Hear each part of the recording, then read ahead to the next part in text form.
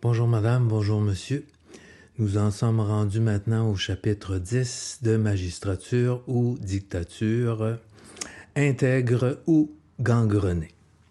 Alors aujourd'hui, je vous présente une correspondance qui est adressée, en fait une demande, une requête qui est adressée au procureur général du Québec concernant le fait qu'il serait peut-être abusif comme acte administratif de la part du DPJ de déclarer des parents souffrant de problèmes de santé mentale ou d'adaptation sociale sans que le dit problème ne soit diagnostiqué par un professionnel de la santé qui est un médecin ou un psychologue puisqu'il s'agit d'un acte réservé.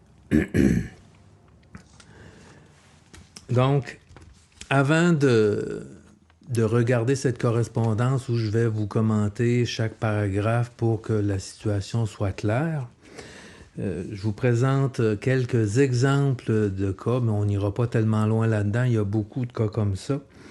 Donc encore cette semaine, j'ai eu des communications avec 2 mères de famille pour qui la DPJ a décrété ou a prétendu qu'elle souffrait de problèmes de santé mentale ou d'adaptation sociale. Et il en résulte que les enfants de ces mères de famille ont été placés en famille d'accueil. Mais en vérité, ni l'une ni l'autre n'a de diagnostic précis qui provient d'un médecin ou d'un psychologue. Donc, dans un premier cas, l'analyse vient d'une jeune intervenante qui est au début de la vingtaine seulement et qui demande à la Chambre de la jeunesse un placement à majorité en ces termes. Il existe un risque sérieux de négligence causé par un problème de santé mentale chez la mère et un problème d'instabilité chez les parents. La jeune intervenante poursuit sa justification. Suite à nos observations, il est clair que pour nous, la situation est toujours compromise en vertu de la loi sur la protection de la jeunesse. La fragilité de la mère quant à sa santé mentale est toujours présente. En effet, celle-ci se sent souvent menacée et son sentiment d'injustice est très présent. L'intervenante rapporte aussi au tribunal que la mère aurait dit que l'intervenante n'était pas qualifiée. Alors, la DPJ placera les 2 enfants qui sont âgés de moins de 5 ans jusqu'à leur majorité. Dans un autre cas, l'intervenante prétend que le discours de la mère apparaît irréel, qu'elle adapte ses réponses, qu'elle est méfiante, et la méfiance, ça revient constamment dans les rapports de la protection de la jeunesse, que l'on a des doutes sur son honnêteté et précise également au tribunal notamment sa collaboration avec nos services demeure aléatoire. La mère ne reconnaît pas les motifs de compromission et ne comprend pas pourquoi la DPJ est dans leur vie. Pourtant, c'est un droit fondamental des parents. Au début de cette intervention-là, les 3 enfants devaient être placés pour une durée maximale de 60 jours. Mais dû à des remises et à la situation de la COVID, voilà que ça fait maintenant une dizaine de mois que la situation perdure et il y a un des enfants qui vit dans une résidence privée qui donne des soins à des personnes handicapées. Il s'agit d'adultes, selon les informations de la mère, d'une 50aine d'années en moyenne, qui sont à mobilité réduite. Donc, il y a seulement une personne qui marche, qui peut marcher pour se déplacer. Les autres sont en chaise roulante et même avec des appuis-tête pour maintenir la tête en position droite. Personne qui mange à travers une paille pour se nourrir. Et aujourd'hui même, le retour à l'école de l'enfant qui a 5 ans est compromis parce que cette résidence d'accueil se questionne et craint que l'enfant ne revienne de l'école pour contaminer les adultes handicapés dont on prend soin à cet endroit. Un autre fait important, c'est qu'avant le placement de l'enfant dans cet endroit, la mère allait avec l'enfant pour qu'il reçoive des soins particuliers à chaque semaine et depuis son placement, il ne reçoit plus ces soins de santé dont il a besoin dans son suivi. Donc, tout a été interrompu et ça fait maintenant 10 mois. En somme, dans ce cas-là, on peut dire qu'il y a nettement une lésion de droit de l'enfant, puisqu'il est placé dans un milieu qui n'est pas concordant, qui n'est pas approprié à sa situation avec des adultes handicapés. Il est le seul enfant là. Et puis, il ne reçoit plus les soins dont il recevait à chaque semaine au moment où il était avec sa mère. Donc, on l'a vu dans un chapitre précédent, le fait que il n'appartient pas au tribunal de faire la mise en application de ces ordonnances. Les ordonnances du tribunal sont mises en application et ce pouvoir-là est dévolu au DPJ lui-même. Et on l'a vu dans le cas du boycott des intervenantes, il y a eu beaucoup de demandes à la Cour supérieure pour casser des décisions de la juge Ruffo parce qu'elle s'ingérait dans le pouvoir de la DPJ et le juge n'a pas, c'est pas la compétence du juge de décider, de choisir la famille d'accueil et de faire un suivi de ce qui se passe avec l'enfant une fois que l'ordonnance a été jugée. C'est un pouvoir de la DPJ et c'est une des raisons fondamentales pourquoi on a tellement fait de procédures pour en arriver à la destitution de la juge Ruffo, notamment. Bref, dans ce cas-là, toutefois, il s'agit d'une question qui relèverait de la Commission des droits de la personne, puisqu'il n'y a pas d'autre pouvoir de surveillance en ce moment de la DPJ. Donc, s'il y a lésion de droits de l'enfant qui n'a plus ses soins et qui est placé dans un endroit inapproprié par la DPJ, il serait du ressort de la Commission des droits de la personne d'agir. Très brièvement, je vous présente un autre cas qui est un cas extrême de parents avec qui j'ai parlé dans les dernières semaines. La DPJ a placé 5 enfants en famille d'accueil confidentielle, c'est-à-dire que les parents ne savent plus où leurs enfants sont rendus. Cette famille a émigré au Québec il y a quelques années. Le père possédait une formation universitaire dans son pays d'origine et lorsque la DPJ est intervenue dans sa famille, il s'apprêtait à terminer une formation ici au Québec pour travailler notamment dans le système de la santé. On l'a accusé de séquestration, entre autres choses. Et il y a eu une intervention de la DPJ avec la police et on a pris l'enfant des bras de la mère par la force physique, d'après mes informations. Les parents, bien entendu, se sont rendus au poste de police et y ont contesté. Et vu que, le père était hors de lui-même, il a été placé en psychiatrie et on l'a gardé sous surveillance pendant plus d'1 année. L'homme a été forcé de prendre plusieurs médications, dont l'olanzapine, le Risperdal et l'Alibify par voie orale et par injection. On a varié des dosages et les essais ont généralement rapporté être sans effet sur la condition de l'homme. Mais jusqu'à obtenir ce qu'on a identifié comme étant une meilleure collaboration.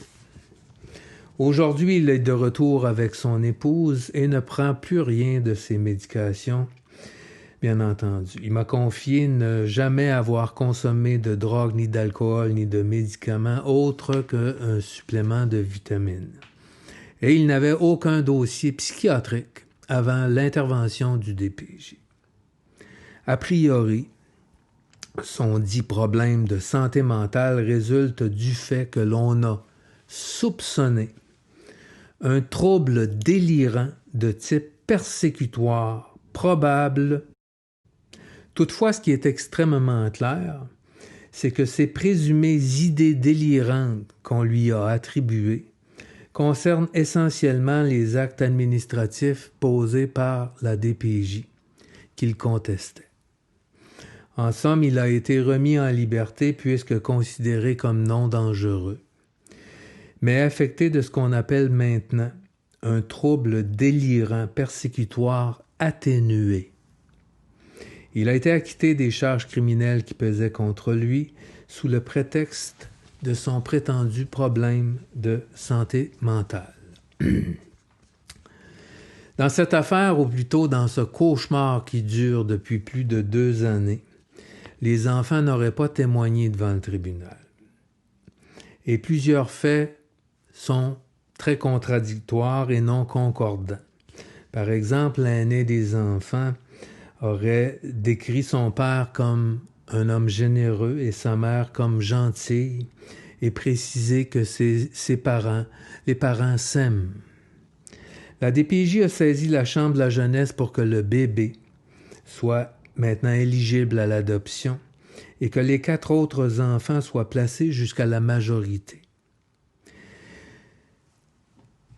J'ajouterai un dernier commentaire sur ce dernier cas, puisqu'il s'agit d'une famille de couleur qui a émigré ici et qui n'est manifestement pas de la même couleur blanche que presque 100% des juges de la Chambre de la jeunesse, par exemple. Je le dis respectueusement. Toutefois, à cet égard, on le voit maintenant et c'est très actuel, il y a des émeutes. Il y a eu des émeutes partout dans le monde par rapport à une situation qui est injuste et on voit que dans les faits, on tue des personnes de couleur pour des motifs qui ne semblent pas être si graves. Et cette question-là, ces faits-là, ça date pas d'hier, ça fait quelques siècles que ce problème-là persiste. Et il n'est pas nécessaire de remonter jusqu'à l'esclavage. Il y a pas si longtemps, aux États-Unis, par exemple, il y avait des situations qui étaient vraiment inacceptables. Et encore aujourd'hui, est-ce que la DPJ va trop loin? La question se pose. Pour conclure sur ces exemples, il en résulte que tout parent qui s'oppose à une décision du DPJ risque de se voir étiqueté ou de se voir attribuer un problème de santé mentale ou d'adaptation sociale. À cet égard, l'entête de la correspondance est adressée à M. Simon Jolin Barrette, procureur général du Québec. Et elle a pour objet demande de recours Relator Action. Copie conforme est transmise aux personnes concernées suivantes, selon mon opinion. L'honorable David Lametti, procureur général du Canada, puisqu'il s'agit d'une question d'intérêt public. Monsieur François Legault, premier ministre du Québec et président du Conseil des ministres, qui est responsable notamment de la nomination des présidents du Bureau des présidents des conseils de discipline de l'Office des professions du Québec, dont la décision est mise en cause dans cette demande de recours. Une décision des présidents des conseils de discipline. Madame Danielle McCann, ministre responsable de l'application des lois professionnelles, dont le Code de profession. Monsieur Lionel Carman, ministre délégué à la Santé et aux services sociaux chargé de l'application de la loi sur la protection de la jeunesse. Madame Diane Legault, présidente de l'Office des professions du Québec, dont chapeaute, en fait, le conseil de discipline, le bureau des présidents de conseil de discipline. Maître Marie-Josée Corriveau, présidente en chef du Bureau des présidents de conseil de discipline du Québec, Maître Morton S. Mink, président du Conseil de la justice administrative, qui est le pendant, si vous voulez, du Conseil de la magistrature qui reçoit les plaintes contre les présidents de conseil de discipline et les juges des tribunaux administratifs du gouvernement. Maître Suzanne Harpin, vice-présidente mandat jeunesse à la Commission des droits de la personne et des droits de la jeunesse, puisque je soulève un cas ici qui, selon mon opinion, relève de la commission. Madame Régine Laurent, présidente, Commission spéciale sur les droits des enfants et de la protection de la jeunesse. Maintenant, passons à l'appel et au corps de la correspondance. Monsieur le procureur général du Québec, compte tenu de votre rôle exclusif d'agir pour faire respecter la loi, je, Alain Rioux, le sous-signé, vous interpelle respectueusement dans un but de redressement de l'intérêt public par le biais d'un recours Relator Action. Premier commentaire, je vais commenter les paragraphes.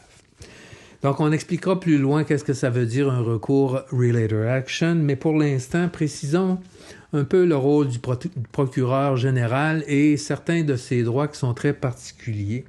Par exemple, l'article 79 du Code de procédure civile nous informe que, dans toute instance, le tribunal peut inviter les parties à inviter le procureur général s'il s'agit d'une question d'intérêt public. Deuxième paragraphe. Selon mes prétentions, le Conseil de discipline de l'Ordre des travailleurs sociaux et des thérapeutes conjugaux et familiaux du Québec ne respecte pas les garanties d'impartialité en vertu de l'obligation d'agir équitablement ou d'agir conformément à la justice naturelle. Commentaire. Au chapitre 8, nous avons étudié la question de la crainte de partialité institutionnelle du système disciplinaire du Québec.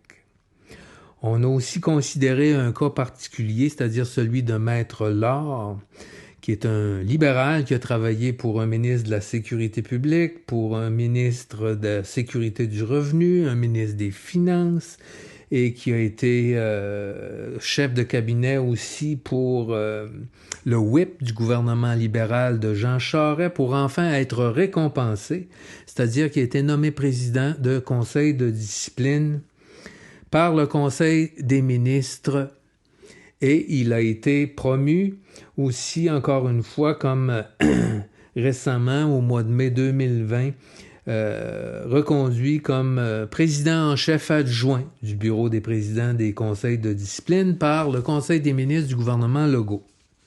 Et il est impliqué dans la présente affaire. Troisième paragraphe. Une personne bien renseignée éprouverait une crainte de partialité, une crainte raisonnable de partialité institutionnelle de l'organisme. On constate que 0% de plaintes privées auraient été accueillies favorablement depuis au moins 10 ans, tel qu'il apparaît des décisions publiées par la Société québécoise d'information juridique relevant de votre ministère. Dans le présent cas, l'excès de juridiction quasi-judiciaire du dit conseil résulte d'une décision arbitraire qui est entachée d'une erreur prima facie évidente et significative sur une question d'intérêt public. Commentaire. C'est-à-dire que la faute prima facie est évidente et saute aux yeux. Et bien plus il est questionnable quand on se rend compte que depuis 10 ans, les plaintes privées sont rejetées complètement. Il n'y en a peut-être pas beaucoup, mais sont rejetées, et qu'en plus, quand on les déclare frivoles, on peut charger aux plaignants privés les frais d'essence des membres du conseil de discipline, leur coucher à l'hôtel, leur chambre de l'hôtel, leur repas au restaurant, et tout ça aux frais du plaignant privé. parce que le conseil de discipline a son bureau à Montréal et s'il y a une plainte qui est déposée en région, ben là, le conseil se déplace et les déplacements, si la plainte est rejetée, on charge ça aux frais du plaignant. Est-ce que c'est normal, tout ça? Est-ce que c'est acceptable, tout ça? 5e paragraphe. La question en litige est de savoir si les intervenantes outrepassent les limites prescrites par la loi délégatrice et la délimitation des compétences respectives du DPJ. En particulier, est-ce que la DPJ commet des abus de discrétion en alléguant à son bon vouloir des problèmes d'adaptation sociale et de santé mentale de parents? La question se résume à trancher si un tel acte est ultra vires et ou une violation de la loi. Commentaire. Un acte ultra vires résulte du fait d'agir sans avoir la compétence, d'excéder les limites de son pouvoir, d'agir arbitrairement, bref, d'excéder son pouvoir ou d'en abuser de ce pouvoir discrétionnaire qui a été confié par le Parlement à un organisme ou à une personne. En théorie, c'est la Cour supérieure qui a le mandat de surveillance de l'activité du gouvernement. Toute personne peut demander à la Cour supérieure un contrôle judiciaire d'une décision d'un tribunal inférieur ou d'un acte administratif d'une personne. Par exemple, les décisions qui sont rendues par le Conseil de discipline sont des décisions d'ordre quasi-judiciaire parce qu'il s'agit d'un tribunal qui a été créé par le gouvernement, par le Parlement. La Chambre de la jeunesse est aussi soumise au contrôle judiciaire de la Cour supérieure. 6e paragraphe. En vertu du Code des professions, il s'agit d'un acte réservé aux psychologues et aux médecins. Le fait de décider d'un motif de compromission fictif causé par un problème d'adaptation sociale ou de santé mentale non diagnostiqué par un psychologue ou un médecin est une considération étrangère à la loi sur la protection de la jeunesse. Il en découle que la discrétion du DPJ serait manifestement exercée de façon arbitraire. Or, le Conseil de discipline de l'Ordre des travailleurs sociaux s'est récemment contenté de juger qu'il s'agit d'une question frivole et abusive. Sans fournir un mobile ou un motif acceptable justifiant une réponse décisive et définitive, le Conseil ne pouvait raisonnablement interpréter le Code des professions comme s'appliquant aux intervenantes du DPJ de déclarer des planos, des problèmes de santé mentale ou d'adaptation sociale aux parents. Commentaire.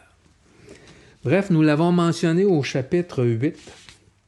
Le Conseil de discipline a complètement fermé les yeux sur la question centrale, à savoir si cet acte-là est légal ou non. Et on a plutôt patiné sur des détails juridiques pour en arriver à dire qu'il s'agit d'une plainte frivole. Mais est-ce que c'est légal ou non? On ne se prononce pas sur la question. 8e paragraphe. Il ne fait aucun doute que le Conseil de discipline a la compétence pour trancher les plaintes disciplinaires contre les intervenantes de la DPJ. Il n'y a donc pas absence de compétence. Cependant, le mandat du Conseil de discipline est de juger dans l'intérêt public. Ce pouvoir quasi-judiciaire de l'administration ne peut être exercé de manière déraisonnable en perpétuant l'incertitude du droit. Commentaire. Le Code des professions est essentiellement clair là-dessus. La raison d'être du Conseil de discipline, c'est l'intérêt public. Le public doit être protégé contre les décisions arbitraires de professionnels qui pourraient abuser de leur pouvoir ou agir de mauvaise foi ou utiliser leur pouvoir de manière déraisonnable à leur bon vouloir. Toutefois, ce système de surveillance mis en place par le gouvernement doit rendre des décisions correctes.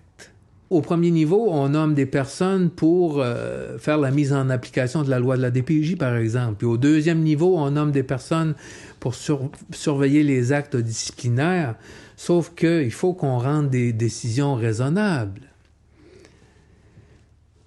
9e paragraphe. En faisant fi d'adhérer à une culture de la justification, dans son processus administratif, l'administration ne peut assurer la confiance du public. Cette décision a été rendue de façon arbitraire et capricieuse sur une question d'intérêt public qui a été spécifiquement soulevée devant la commission Laurent. La dite décision administrative dénote une apparence de partialité et ou une apparence d'opportunisme politique. Commentaire. En effet, le 23 octobre 2019, j'ai soulevé cette question devant la commission Laurent et dénoncé le modus operandi de la DPJ qui attribue des problèmes de santé mentale ou des problèmes d'adaptation sociale aux parents qui s'opposent à leurs décisions. Je reprends ici les termes exacts de l'arrêt Vavilov de la Cour suprême du Canada qui a été rendu en 2019, qui remodèle ou qui remet en place, redéfinit les règles de la norme pour le contrôle judiciaire des actes administratifs de l'État et des décisions quasi-judiciaires, incluant celles du Conseil de discipline. Il est clair qu'il doit y avoir une logique sérieuse qui doit motiver les décisions qui sont rendues par les personnes nommées par le Conseil des ministres pour trancher, notamment les questions disciplinaires ou les éventuels abus de pouvoir des employés de l'État. Bref, il faut que ce processus soit impartial et que les décisions soient raisonnables et fondées sur un raisonnement intrinsèquement cohérent qui est à la fois rationnel et logique. Sinon, la décision peut manifestement être soumise au contrôle judiciaire de la Cour supérieure. 10e paragraphe. Ce genre d'abus de pouvoir est donc susceptible de justifier l'intervention du procureur général au nom de l'intérêt public et ou le contrôle judiciaire, et ce, tant sur la question de l'abus discrétionnaire de la DPJ que sur l'excès de juridiction du Conseil de discipline. Selon mes informations, il existe actuellement plusieurs enfants placés en famille d'accueil et des situations évidentes en lésion de droits de l'enfant liées à des allégations de problèmes de santé mentale mal fondés. Il en résulte que la question en litige est d'une telle importance qu'elle mérite d'être traitée substantiellement par une cour supérieure. Commentaire. Ceci étant dit, je peux témoigner personnellement, dans le fond, du fait que je reçois des appels de parents qui me confient des situations et qu'il y a beaucoup de parents qui se sont opposés à des décisions parce qu'ils trouvent ça inacceptable et qu'ils trouvent que les décisions ne sont pas bien justifiées, qu'il n'y a pas de fondement et que c'est excessif. Et ces parents-là se retrouvent dans des situations impossibles. Et comme on l'a vu, je veux dire, la Chambre de la jeunesse, je le répète encore une fois, accueille favorablement les décisions de l'intervenant à 98,4%. Donc, on se retrouve dans une situation impossible à titre de parent devant un tribunal. Et le simple fait de contester, on le voit dans plein de rapports de la DPJ, les parents contestent, les parents sont comme ci, les parents sont comme ça, ils n'aiment pas la DPJ, ils n'acceptent pas la compromission, et voilà, ils sont des mésadaptés sociaux et ils souffrent d'un problème de santé mentale. Donc, le simple fait de s'opposer amène la DPJ par son outil, et je vous présente cet outil SSP, Donc, avec cet outil-là, la DPJ s'est donné un droit, dans le fond, de créer un motif de compromission pour risque sérieux de négligence attribué sous l'article 38B, deuxième alinéa, selon l'interprétation qu'en fait la DPJ. Mais est-ce que c'est légal, tout ça? Et je rajouterais que perdre un enfant est probablement le plus grand traumatisme qu'un être humain peut vivre. Mais comment se fait-il que quand un être humain réagit à ce grand traumatisme-là et qu'il ne garde pas un sourire et une attitude froide face à la situation, qu'on le qualifie de mésadapté social, où on prétend qu'il souffre d'un problème de santé mentale puisqu'il a des écarts émotifs? Bien entendu qu'il s'agit d'une situation qui est grave et quand on décide qu'on place nos petits-enfants de 4-5 ans jusqu'à majorité, je pense que c'est tout à fait normal qu'un parent réagisse et qu'il y ait des sauts d'humeur ou qui réagissent fortement face à une pareille situation. Mais au contraire, on utilise ce fait-là pour le décrire comme un malade mental. C'est grave, c'est lourd de conséquences. Notamment, je veux dire, si on vient vous enlever vos enfants dans vos bras par la force physique, et qu'après ça, si vous réagissez, on vous met en psychiatrie, il me semble que... Écoutez, 12e paragraphe. À cet égard, le locus standi du procureur général d'intenter ex officio un recours relator action pour obtenir un redressement de l'intérêt public à la demande d'un justiciable ex relatione est bien fondé en droit. Considérant que le procureur général peut agir non pas à titre de partie lésée, mais comme protecteur de l'intérêt public pour demander l'annulation d'actes quasi-judiciaires fautifs à la lumière du droit et des faits, et assurer la prohibition d'actes administratifs illégaux, les conclusions recherchées par ma présente demande sont l'annulation des décisions du Conseil de discipline sur la question en litige et la prohibition de l'acte ultra-vires de la DPJ en violation avec la loi délégatrice. Commentaire. Oui, on peut le déclarer au tribunal. Toutefois, il faudrait qu'il y ait une étude sérieuse par un psychologue qui décide qu'un parent souffre d'un problème de santé mentale avant qu'on arrive là. Donc, ex officio, c'est-à-dire par le devoir qui lui a été confié, le procureur peut agir à la demande d'un citoyen. Et c'est de là que prend tout son sens le recours relator action. C'est un type de procédure qui est surtout fait en Angleterre et comme le droit canadien est fondé sur la common law et c'est une possibilité, ce droit-là existe dans les provinces anglophones et il est bien fondé en droit au Québec, même si il est peut-être pas vraiment utilisé et mal connu. C'est une possibilité et on voit que le procureur général a ce droit-là. Si le gouvernement est intègre, il agira. De l'autre côté, son système de droit disciplinaire est-il gangrené? C'est les professionnels qui payent par les cotisations annuelles à l'ordre, qui font vivre l'ordre. Et l'ordre, à son tour, cotise à l'Office des professions. Donc, l'ordre remet un transfert d'environ 10 millions par année à l'Office des professions qui chapeautent le bureau des présidents de conseil de discipline. Donc, tous ces gens-là travaillent et vivent des cotisations des professionnels qui sont membres d'un ordre. Mais encore là, je reviens sur le fait que tout cela fait partie de l'appareil quasi-judiciaire.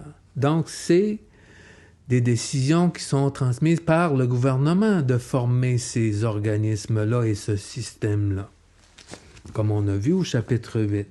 Toutefois, au-dessus de tout ça, il y a le pouvoir constitutionnel qui est attribué à la Cour supérieure de surveiller les actes de l'administration du gouvernement. Formule de courtoisie finale. Votre action sur cette question est dans l'intérêt de l'institution familiale québécoise. Espérant recevoir un suivi approprié avant le 4 septembre 2020 et une réponse définitive au plus tard 30 jours après le rapport final de la commission Laurent, Commission des droits de l'enfant, je vous prie d'agréer, Monsieur le procureur général, l'expression de mes salutations les plus distinguées. Alain Rioux, directeur pour les Papas en Action. Donc, ceci met fin au chapitre 10, intègre ou gangrené.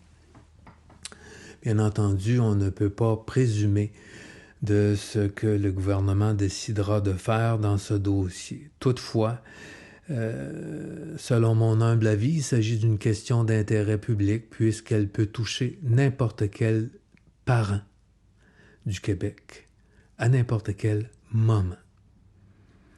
À partir du moment où un parent s'oppose à la DPJ, il peut être qualifié de mésadapté social. Et plusieurs l'ont été.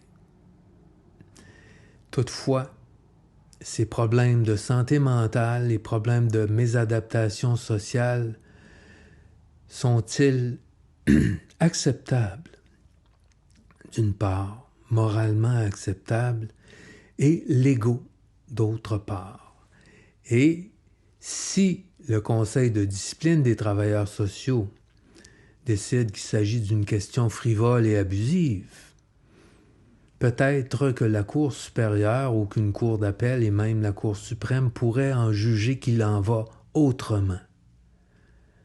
Si on considère le fait qu'un jeune étudiant qui sort du cégep, qu'on appelle aujourd'hui les TTS, les travailleurs en technique sociale, qui sont autorisés pour agir par le DPJ, peuvent prendre de telles décisions, ça ne va pas avec l'esprit du Code des professions, pas du tout. Ça, c'est indéniable. Alors, madame, monsieur, je vous remercie pour votre attention et je vous souhaite une excellente fin de semaine. Merci. Au plaisir.